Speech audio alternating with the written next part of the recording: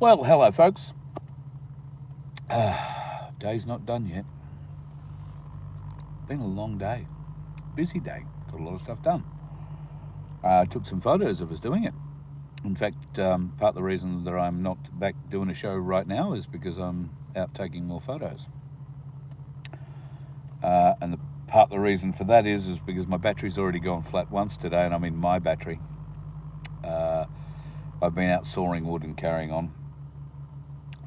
And I have also got quite a lot of stuff from over the weekend that I want to go through with you, but I fear by the time I get home tonight, it might be a bit late. So look for a show tomorrow morning, fairly early. There is a reason that I'm out here tonight, and that's it. So I'm trying to get some good shots of a full moon using, you probably can't see it, but if I pull the screen out, it might make it a little easier. Turn it on. There's the screen at any rate. You can't see too much else, but this is the camera I've been using, and hell of a camera it is, can I just say. So playing around with that now, only because I've got a lot of cloud cover later up here, and I'm sort of shooting in between clouds at the moment, and it's pretty fuzzy, if I'm honest. It's not a great night for taking photos of a full moon, unfortunately. But I'm only learning. Maybe I'm doing something wrong. I've come across a lot of concerning things over the last couple of days. One in particular claims that the Australian government has now authorised UN or overseas foreign forces onto our shores. We knew that with our police and associated other things, but they've now been apparently authorised to jab us. Well, I don't think that is the case. That story came out in New Zealand about 2 weeks ago as well, and I'm still waiting for any kind of confirmation out of New Zealand that's actually happening. There may well be legislation changes, and that will be something I'll need to look further into about that. It means that it's hidden somewhere in the verbiage and bullshit that our public servants use when they put together these bills for our protection and health. Some interesting things happening in far north Queensland. Operation Pitch Black has been going on throughout July, August, and there is now a continuing exercise up in central Queensland at Shoalwater Bay. It's an army-based exercise. What is strange about this army-based exercise is that it's not only the Australian Army. It appears that while there isn't a huge contingent and there's not too much there, at the Rockhampton Showgrounds, the Germans have moved in, complete with the German flag. Call you back. So, the German flag on display at the Rockhampton Showgrounds. There's probably plenty of reasons why the Germans would want to come to Australia and train for a war in Europe, you'd think, wouldn't you? Okay, maybe not the Germans. What group is Germany part of? NATO. What group have we been sycophanting beside for the last few years? And I think we're an extended friend by half removal or something these days. NATO. Why do we have NATO forces under the German flag camped at Rockhampton Showgrounds? There are also a lot of diggers who are billeted out to local families in the area, local pubs, clubs, and people have put their houses up apparently. Now, there is also a hotel on the way out to Emu Creek, an old pub it's a beautiful old pub. It's now surrounded by Hessian, having armed guards at the gate. Now, that's not too difficult to deal with if they are having an exercise at Shoalwater Bay. It's sort of a bit explainable, and the hotel would offer some accommodation, even if it is an old pub that's being redone. It's probably better than sleeping in a hoochie strung up between two gum trees, I dare say. But there is some interesting stuff happening in Rockhampton, so we'll look further into that. A lot of bullshit about Kamala Harris coming out over the weekend and streaking ahead in the polls. Absolute lies and bullshit. Take no notice of the polls.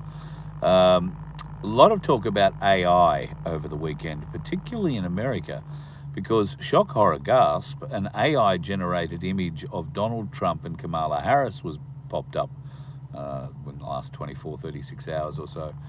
And a pregnant Kamala Harris and Donald Trump holding her like the besotted father, hand on the tummy, the whole deal. Exposed tummy. Completely AI generated. She actually looks somewhere between a cross between a fish and I don't know, something else. Her head just looks a bit weird. However, it started this whole conversation about AI and how to tell the difference between something that's artificially generated. I wanted to say inseminated. Artificially generated. Well, we could say artificially fucked, I suppose. Sorry. Look, there are some beautiful AI-generated images out there. I just don't think they should be winning photo competitions. I don't think that's a fair thing, so to speak. But they're also, if you look at the tempo in the media, in the mainstream media, every other story has an aspect of AI to it. They're trying to introduce this into our everyday thoughts and conversations around the water cooler. And why would they want to do that? Well, they'd want to do that because it softens the blow to us. It makes us all familiar with it. AI isn't such a crunching thing. Some people will say, oh, isn't it marvelous? Look at the great things it can create and write, and I can do 3 times the work in a day that I used to be able to do because I can get ChatGPT to do most of it. Yeah, okay. I think that's going to dumb down the work. We're not going to be excelling, but they don't want us excelling, do they? They just want us generating tax,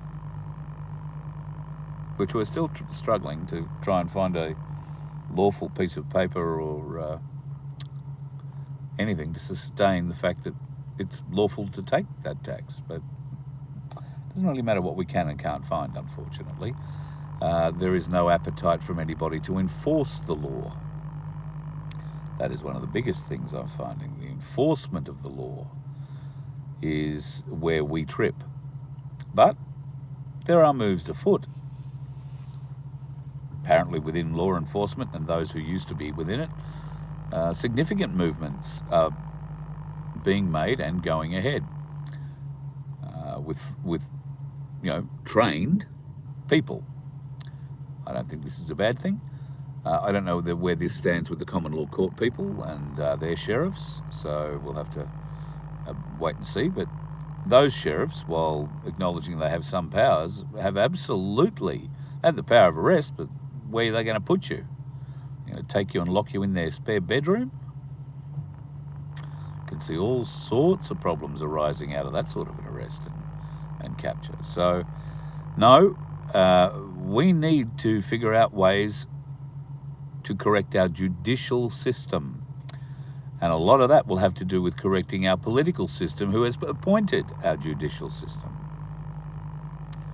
I'm disgusted by it, absolutely disgusted by it. And more people should be making more noise about it. If there is to be another march on Canberra, don't bother going to Parliament House. Go to the High Court and start there. Go to the Supreme Court. In fact, go to the Supreme Court in your city. Block them. I don't know. They have to be held accountable somehow. I was having a very good conversation with a friend of the show, Pete, Skipper Pete, up in far north Queensland the other day. He made a very valid point. I'll let you think about that, and I'll leave you on it tonight because I'm going to lose my moon shortly. He made a very, very valid point. There hasn't been a significant change in leadership of a country because it's been corrupt. and not doing the right thing by the people. There has never been a significant change in that leadership without bloodshed. And that is a sobering thought. Have a think about that, and tomorrow morning I'll get together and put together the rest of the show, so you'll have something to listen to through the day, and be back again tomorrow night. I've got somebody coming on the show tomorrow night, can't remember who it is now, but I do have an interview lined up, so look forward to being part of it then. I hope you've had a great day. I'll share some of these moon images if I manage to get through the clouds. See ya.